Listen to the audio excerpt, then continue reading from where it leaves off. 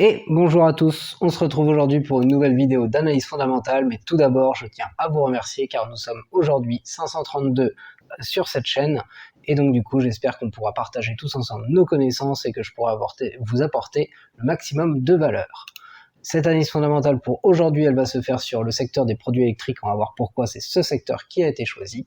On va la faire toujours selon les 8 critères qui sont ici sur la gauche, les 5 essentiels et les 3 supplémentaires concernant les dividendes. Et on va remplir le tableau avec la validation des critères qui se situe toujours en haut à droite avec plus on va aller vers du rouge, plus les critères seront invalidés et plus nous irons vers du vert, plus ça sera valide. Pour sélectionner le secteur du jour, nous reprenons notre liste des composants de l'indice SBF 120 du côté de la France. Nous les trions sur le dernier mois au niveau des valeurs, au niveau des pourcentages faits sur les cours de bourse, et nous voyons maintenant que CGG vient d'arriver en haut de ce classement. Comme j'ai regardé tout à l'heure, ce n'était pas encore le cas, et bien du coup je pense que nous avons le secteur de la prochaine vidéo. Nous avons déjà vu Vallourec du côté de l'acier et comme ArcelorMittal qui est ici. Nous avons déjà vu Eramet qui a des bonnes performances également sur un mois et sur plus au niveau de sa tendance du côté du secteur minier. Nous avons vu encore, vous voyez Total Energy ici dans l'énergie, et nous l'avons même vu dans la stratégie fort dividende. Et ce qui vient au milieu ici, eh bien vous voyez, c'est Nexan. C'est pour ça que nous avons choisi pour le secteur des produits électriques aujourd'hui, puisque Nexan, eh bien vous voyez, 253% sur 3 ans d'augmentation, 28% presque sur un an, 10% depuis le début de l'année et 19% sur un mois. Allons donc voir de suite cette entreprise. Nexan, c'est un acteur mondial de l'industrie de la ligne de transmission par câble avec son siège social qui est à Paris. Le groupe est présent dans 4 principaux domaines d'activité. Le bâtiment et les territoires dans le premier, donc on trouve les bâtiments, les infrastructures locales, la ville, les réseaux, l'intelligent, l'immobilité. La deuxième activité concerne la haute tension et projets. Donc là on retrouve les fermes éoliennes offshore, les interconnexions sous-marines, la haute tension terrestre par exemple. La troisième activité concerne les télécommunications et données. Donc là, nous retrouvons tout ce qui est réseau de télécommunications, la transmission de données, vous voyez le câblage LAN, les solutions pour les centres de données hyperscale, par exemple. Et enfin, la quatrième et dernière activité concerne l'industrie et les solutions avec tout ce qui est énergie renouvelable, pétrole et gaz, transport routier, ferroviaire, aérien et maritime. On le voit parmi ces 4 grands domaines d'activité que c'est déjà très diversifié au niveau de cette activité. Vous voyez aussi que la société, elle s'intéresse aux protocoles permettant de rendre le réseau électrique communiquant haut débit et compatible avec l'Internet 2.0, ainsi qu'au développement des smart grids afin de communiquer des objets intelligents. On compte parmi ça les compteurs intelligents, tout ça se fait via le réseau sans être freiné par les transformateurs électriques. Voilà le but de cette entreprise au niveau de cette technologie et de ces protocoles informatiques et électriques.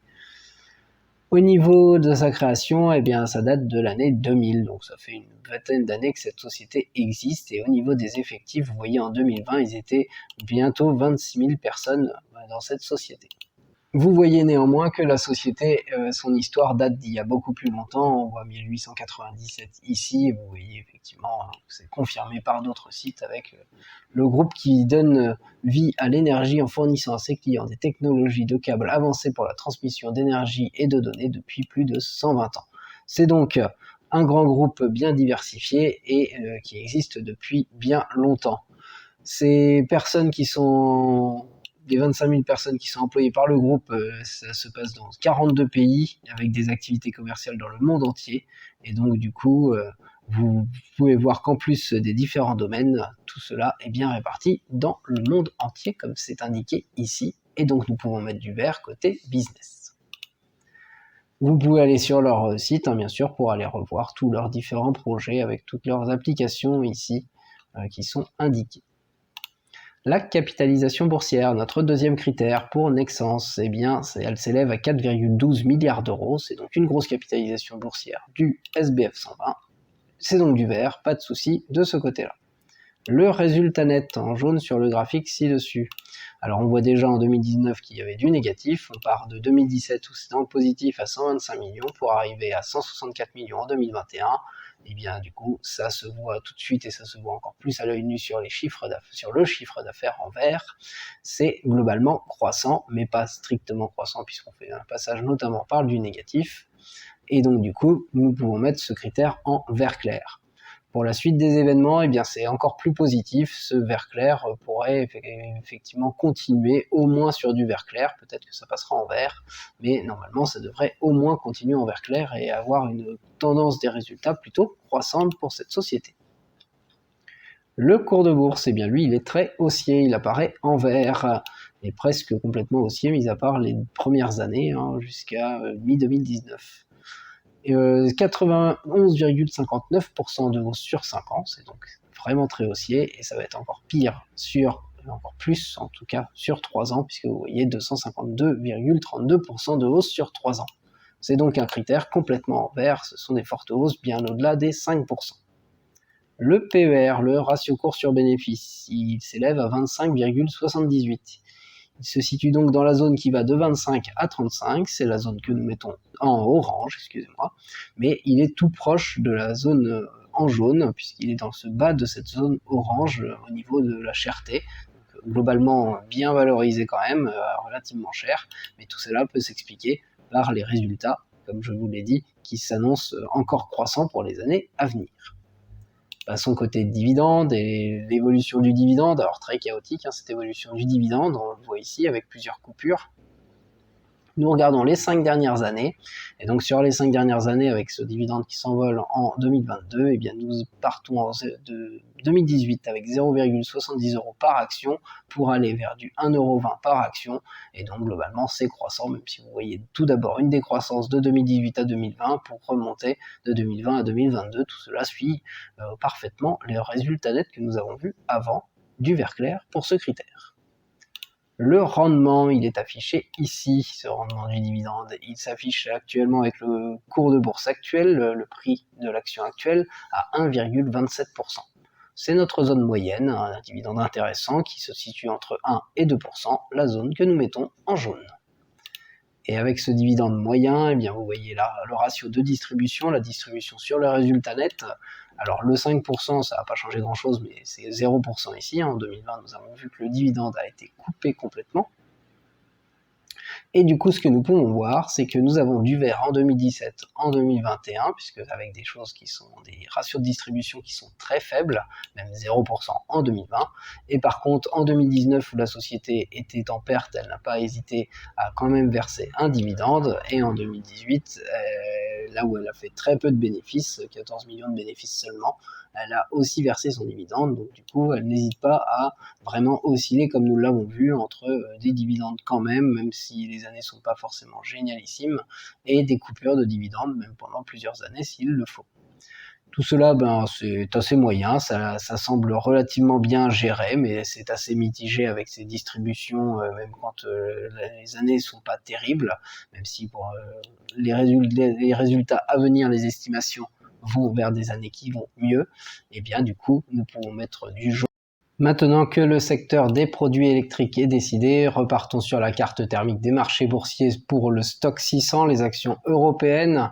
Allons trouver les producteurs fabricants au niveau de ce qui est justement, donc ils sont ici les producteurs fabricants de ce qui est les produits électriques, mettons-les tous en ligne et voyons donc sur un mois ce que cela nous donne. Nous avons Siemens Gamesa qui est ici et qui est dans les produits électriques notamment, qui ressort. On a Spectris aussi qui est en blanc ici, on a Light qui est ici, donc voilà, déjà on a 3 entreprises ici qui sont dans les produits électriques. Voyons voir sur 3 mois leur tendance. Siemens repasse dans le rouge, on a Spectris qui reste dans le vert, et Light est aussi dans le rouge, même s'ils sont assez peu dans le rouge ces deux-là.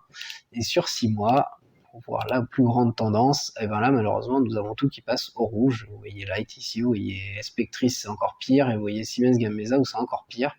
Du coup, eh bien un peu par défaut, puisqu'il n'y a pas d'entreprise avec une très grosse tendance dans ce secteur, je vais vous présenter Signify Light ici. Signify est une entreprise néerlandaise spécialisée dans la conception et la production d'éclairage. La société, elle est cotée en bourse du côté d'Amsterdam. Elle date d'il y a très longtemps, vous voyez la date de création 1891 ici, Et si nous allons voir un peu plus en détail au niveau de ces effectifs notamment, vous voyez près de 37 000 personnes d'annoncées ici.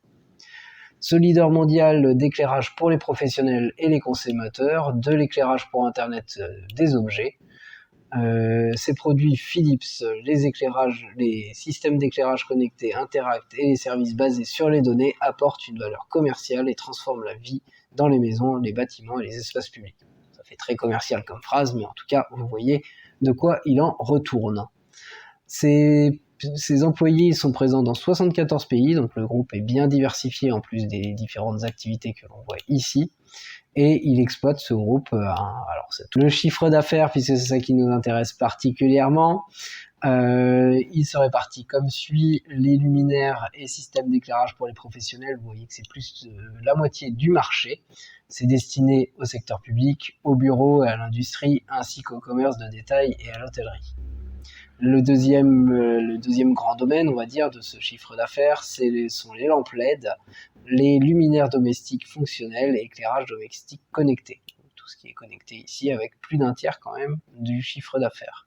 Pour le reste, donc 12,6%, on voit ici les lampes conventionnelles et les produits électroniques professionnels. Et enfin, il y a quelques autres domaines, quelques autres ventes qui sont faites.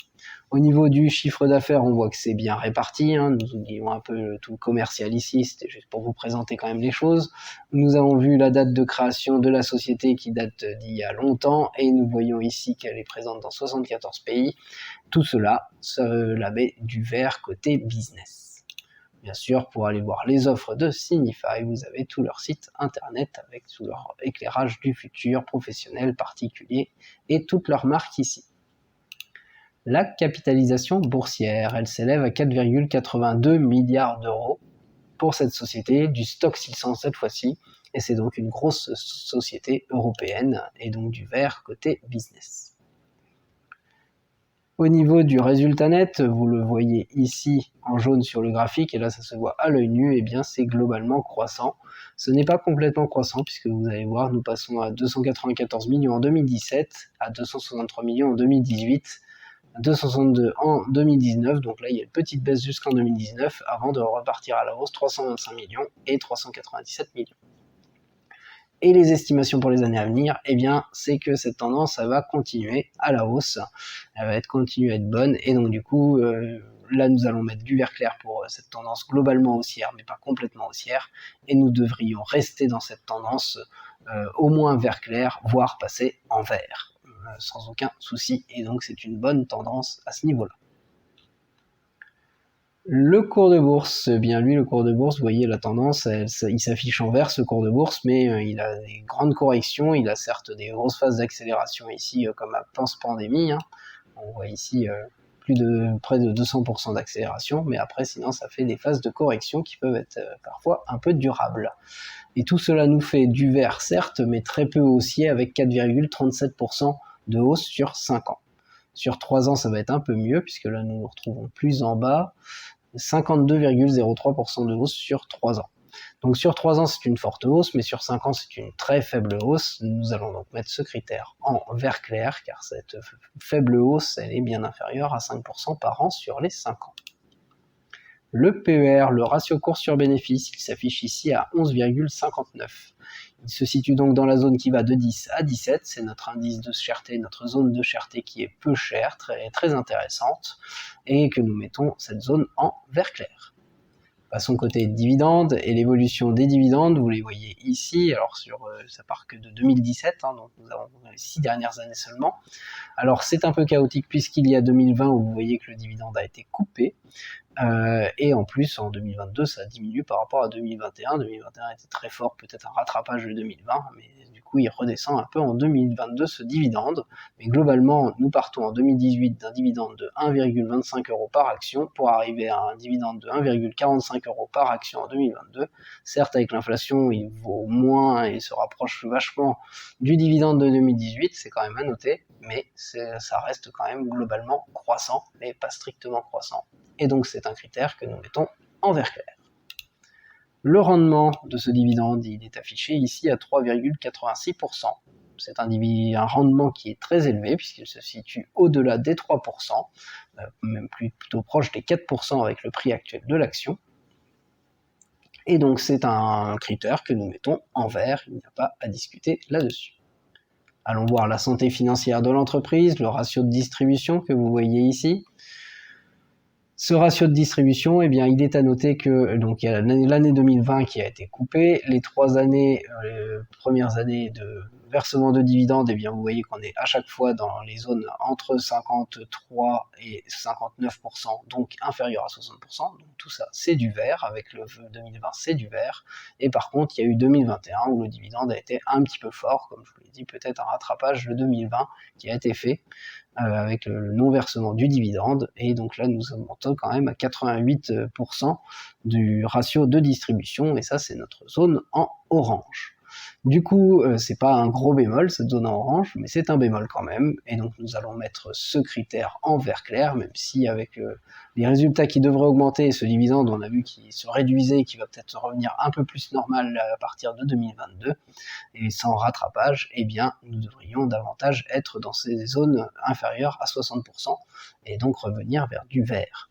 Partons désormais du côté des États-Unis, reprenons la carte thermique des marchés boursiers, allons sur le S&P 500, et nous recherchons toujours les producteurs fabricants. Ils sont ici, ces producteurs fabricants, dans les produits électriques. Donc les entreprises, ben voilà, les produits électriques, les entreprises, elles sont tous là, avec Emerson, avec Eaton par exemple. Voyons donc sur un mois, celles qui s'en sortent le mieux, eh bien ils sont tous dans la zone très beige, très proche de 0% ici pour l'instant. Sur 3 mois, c'est pas terrible, ils sont tous dans le rouge. Si nous essayons de les masquer un peu comme ça, du coup il y a Eaton et Emerson Electric qui ressortent un petit peu, mais bon c'est quand même du négatif à chaque fois. Voyons sur 6 mois, sur les 6 derniers mois, eh bien, ça ressort pas terrible, mais celui qui ressort le moins négatif, on va dire ça comme ça, c'est Emerson Electric. Alors c'est parti pour cette société. Emerson Electric, c'est une multinationale qui est basée à Ferguson dans le Missouri aux États-Unis. Elle est présente dans le classement des Fortune 500, c'est une société qui fournit une large gamme de services ingénierie aux industriels et commerciaux. En 2015, donc ça date un peu, Emerson rassemble 111 000 salariés dans les 150 pays où la société est présente. Donc déjà, ça vous montre l'ampleur de cette société. La date de création date de 1890, donc là aussi, c'est une société comme les deux autres précédemment vues, qui est très ancienne. Voyons voir du coup les activités plus en détail pour cette société qui est spécialisée dans la conception, la fabrication et la commercialisation de produits technologiques. Le groupe, il propose en outre des prestations d'ingénierie.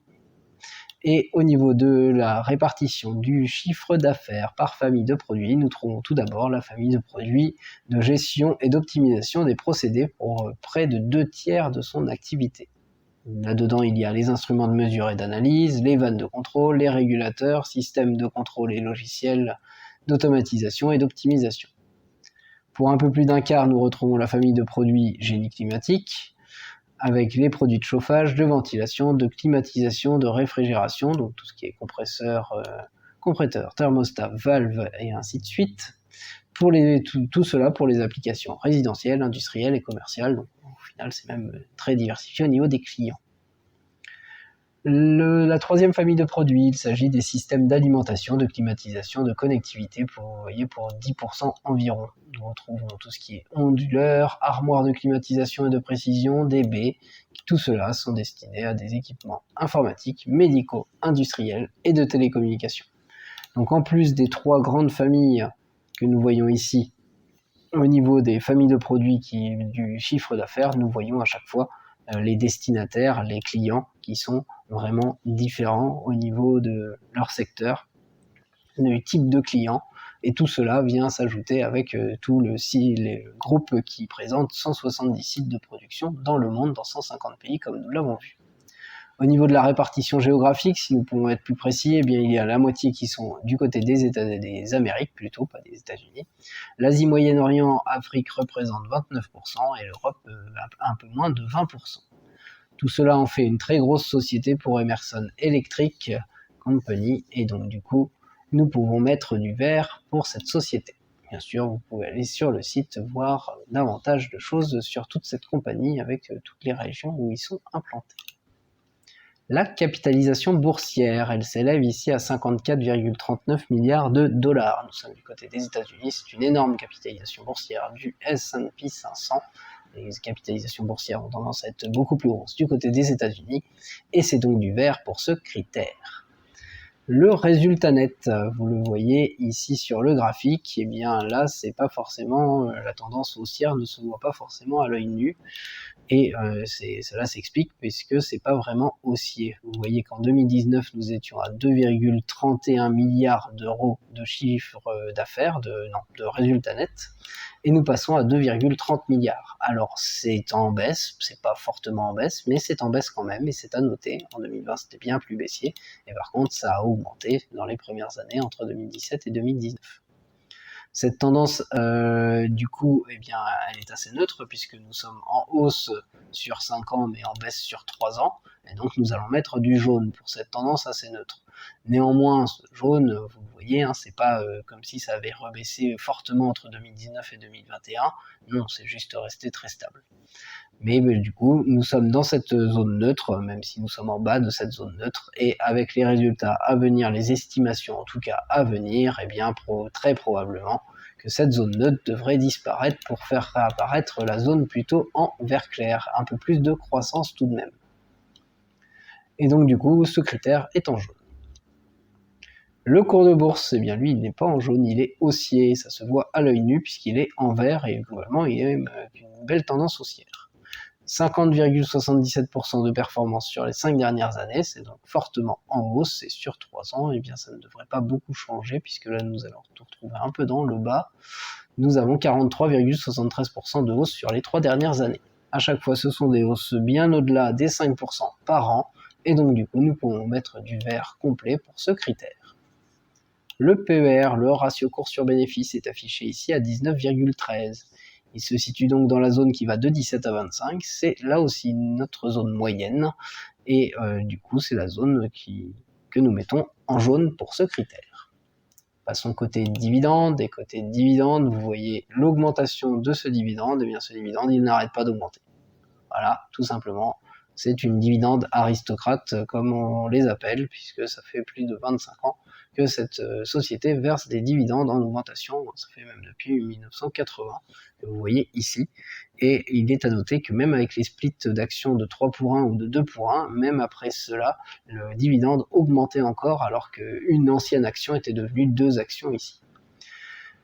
La hausse, elle va se continuer en 2022, puisque là vous voyez 1,03 d'affiché, mais ce n'est que la moitié des dividendes qui ont été versés, donc pour l'instant les estimations sont à 2,06 dollars par action, et donc du coup c'est bien plus, c'est plus en tout cas que les 2,03 de l'année passée. Et donc du coup, avec cette belle évolution des dividendes, nous ne pouvons mettre que ce critère en vert. Le rendement annualisé, il est affiché ici à 2,27% avec le prix actuel de l'action. C'est un rendement qui est très intéressant, qui est élevé, qui se situe dans la zone qui va de 2 à 3%. C'est notre zone qui est en vert clair.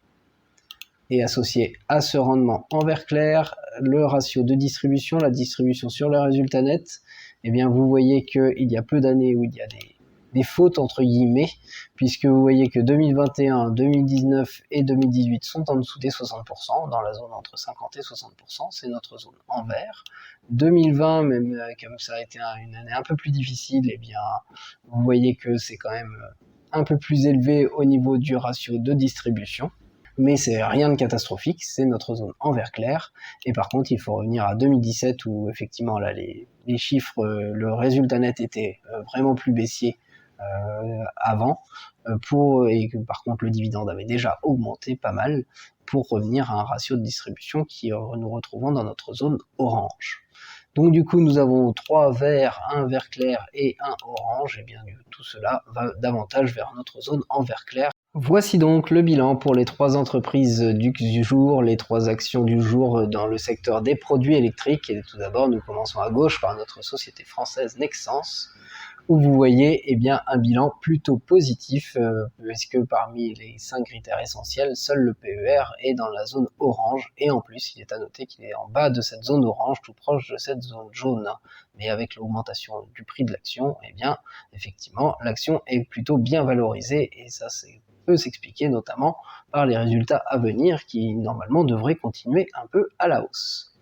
Du côté des dividendes, c'est un peu mitigé, mais rien de très inquiétant. Le dividende est en augmentation, le rendement est intéressant mais moyen, et la distribution, elle est très bien faite les années où ça va très bien. Par contre, elle est vraiment très chaotique, c'est ce que nous avons vu avec ce dividende, puisqu'elle peut monter de façon très élevée, même les années où ça va moins bien. Donc voilà pourquoi côté dividende c'est un peu mitigé, mais normalement côté santé financière de l'entreprise, il ne devrait pas y avoir trop de soucis. Du côté de la société européenne et plutôt néerlandaise, là par contre il n'y a rien à dire, tout est en vert ou en vert clair, que ce soit sur les 5 critères essentiels ou sur les dividendes. À noter quand même pour les résultats que le chiffre d'affaires lui n'a pas plus augmenté que ça, vous voyez un petit moins 2% ici, donc c'est pas un vert clair non plus très significatif pour l'instant, mais par contre pour tous les estimations à venir, normalement tout cela devrait continuer à la hausse, et avec une valorisation qui pour l'instant n'est pas trop élevée et des dividendes qui sont parfaitement maîtrisés, tout cela en fait un dossier positif. Du côté des États-Unis, pour Emerson Electric, là nous avons un bilan un peu plus mitigé sur les 5 critères essentiels, car nous avons quand même 2 critères en jaune. Rien de très inquiétant là-dedans, mais n'empêche qu'il y a 2 zones neutres à noter ici. Pourquoi rien de très inquiétant ? C'est que vous voyez quand même que les chiffres qui sont à l'intérieur de ces zones neutres sont quand même très élevés, et donc cette zone neutre elle devrait disparaître et faire apparaître plutôt une zone en croissance au niveau des résultats. Ce sont les estimations en tout cas. Le cours de bourse lui il est déjà très haussier, et le PER lui il s'explique par justement peut-être déjà une petite valorisation des résultats à venir, mais il est aussi dans notre zone moyenne, il n'y a rien d'inquiétant sur ce PER, ce n'est pas non plus survalorisé. Et en plus de ce dossier, même si pour l'instant c'est mitigé, mais ça pourrait s'améliorer, du côté des dividendes, là il n'y a rien d'inquiétant à annoncer, puisque c'est une dividende aristocrate qui maîtrise parfaitement son versement de dividendes. Je vous laisse ici avec ce tableau rempli, je vous souhaite une très bonne journée, et je vous dis à très bientôt.